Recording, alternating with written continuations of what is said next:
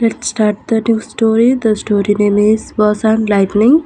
A bus full of passengers was traveling on the highway when suddenly the weather changed and there was heavy downpour and lightning all around. They could see that lightning would appear to come towards the bus and then go elsewhere. After two or three instances, the driver stopped the bus about 50 feet away from a tree and said, "We have somebody in the bus whose death is a certainty today.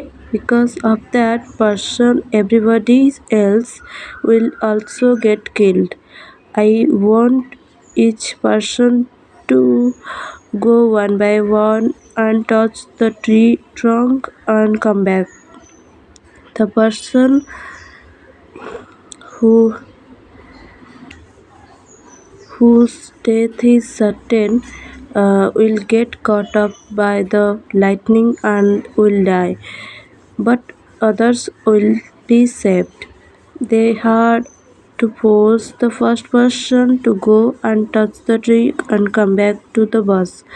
He reluctantly got down from the bus and went and touched the tree.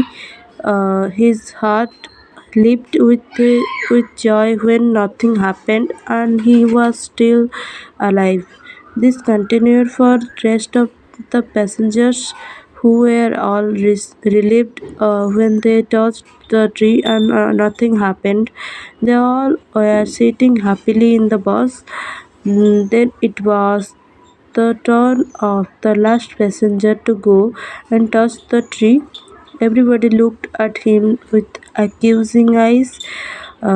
This passenger was also very scared and reluctant. Everybody forced him to get down and go and touch the tree. With a fear of death, he walked to the tree and touched it. There was a huge sound of thunder, and the lightning came down and hit the bus. Yes, the lightning hit the bus and killed each and every passenger inside the bus.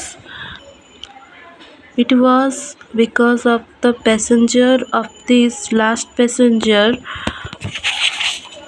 that earlier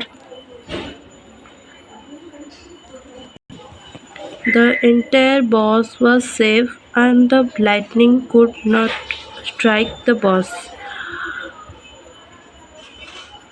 Sometimes we try to take credit for our achievements, but this could also be because of a person right next to us. Look around you. There are many persons in the form of parents, wife, children, siblings, friends, etc., whose mere presence in your life is also helping you.